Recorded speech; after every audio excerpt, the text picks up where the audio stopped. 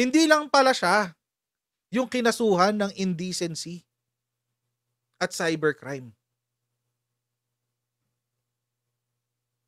Hindi lang po si Pura Loca Vega ang may kaso ngayon tungkol dyan.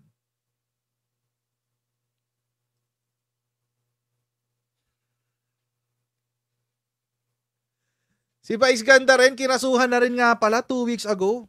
Same crime. Bago tayo pumunta sa topic na yan, tayo muna ay magsha-shoutout sa ating mga kaibigan sa Sendwave! Ay, kung kayo po ay nasa US, UK, Canada, Italy, France, Spain, Ireland, Belgium, pwede na po kayong magpadala ng inyong mga remittances dito sa Pilipinas nang wala pong remittance fee. Ang gagawin nyo lang ay i-download si Sendwave sa inyong mga telepono. Gawa kayo ng account, ilagay nyo ba ang account details nyo at pwede na kayo magpadala sa GCash, sa mga pawn shop at sa iba't ibang mga bangko sa Pilipinas. Ulitin ko po, wala pong remittance fees yan. At kapag ginamit nyo po ang aking promo code na Coach Jared ay may karagdagang pang $20 kayong makukuha. Yan, gamitin na po si Sendwave for all of your remittance need. Naku, pinag-aaralan na sa sa fiscal. Sigurado. Nag-file na eh. Pinag-aaralan na to. The case is for violation of Article 201 of the Revised Penal Code, which provides for the prohibition of obscene exhibitions and indecency in relation to the cybercrime law. Our ultimate goal is for ABS-CBN to take down the particular video on its social media accounts such as YouTube and other platforms. Yun. Naalala ko to. Sabi ko, ay, hindi pa mapamura. Inaresto na si Pura Loca Vega. Paano kaya to? Si Vice Ganda. Ano kayang mangyayari sa kanila? Kasi meron nga pala silang kasong ganyan. Same case, mga kochero. Same case. Indecency, obscenities, etc., related to cybercrime. Ay, patay tayo dyan. Nasa fiscal na to eh. Tingnan natin kung ano mangyayari. Pero mga kochero, ito update lang din. Sa MTRCB. Siyempre, MTRCB. Si Tita Christy Permian, mukhang merong pasabog. Sabi niya, hindi na raw aapela ang It's Showtime. Hindi na raw sila aapela. Hayaan na lang daw nilang suspend sila ng 12 days. Yun. Yun ang chismis. Sabi, inihahanda na at naibalangkas na po ang papalit sa programang Showtime kapag natuloy ang suspension at hindi na sila maghahain pa ng kanilang apela sa Office of the President. Ito na ang papalit. Nakaalarma na rin ang mga artista. Ayun. Ayon po sa nasagap niyang balita, ipalalabas ang ipapalit sa It's Showtime nitong October 14 hanggang October 27. O yun. So, hindi na rin daw aapela ang Showtime. Yun lang yun. Paano yung compensation nyo sa mga empleyado na maliliit? Yung mga artista, walang problema. Hayaan nyo yan. Mawala sila dyan, walang problema. Di ba gugutom yung mga yan? Yung mga maliliit, yung cameraman, si lightsman, si makeup artist, si costume designer, si art direct, hindi pala si art director kasi si art director, big time na siya. Yung gumagawa ng set, yung mga hype men, hype women. Alam nyo ba na sa mga ganyan, sa mga noontime show, bago mag-umpisa, may mga nagha-hype. Taga-hype. Parang mga mga komedyante rin. Pero wala sila ibang gagawin. Kung hindi,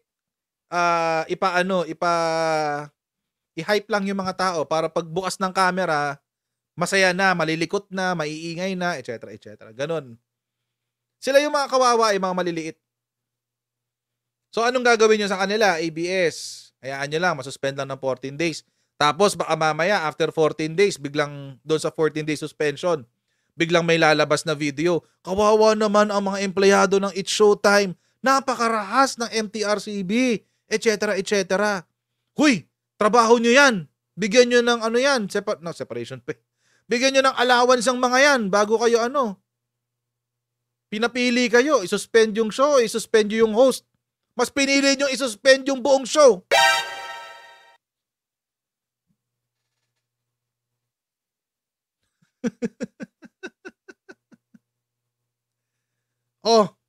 Ayusin nyo yan, ha?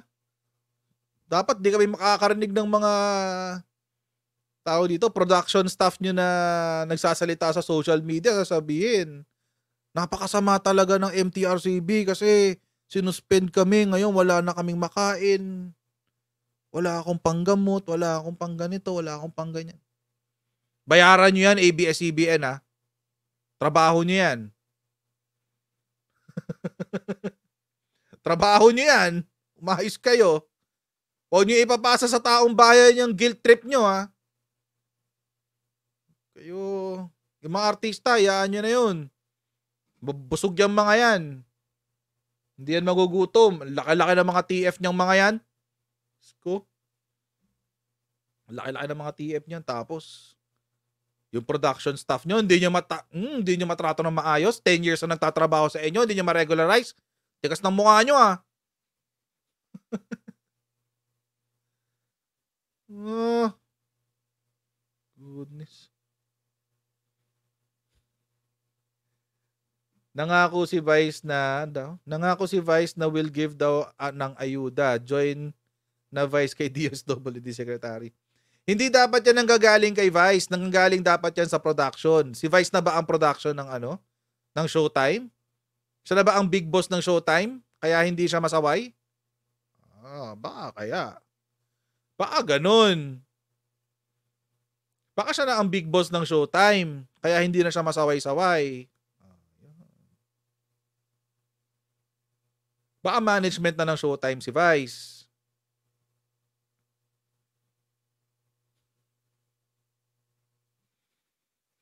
Ayusin nyo yan. ABS-CBN. Production nyo yan. Huwag nyong gagawin pang propaganda yan. Ba? So there. Ayun naman. Okay na. Tapos na tayo. Joke. May isa pa tayo actually. So hanggang dito lang po muna tayo for today mga kutsero. Huwag niyo pong kalimutan mag-like, share, and subscribe. And I'll see you in our next Coach Jared Live. Alright, so God bless everyone. See you next time. Bye.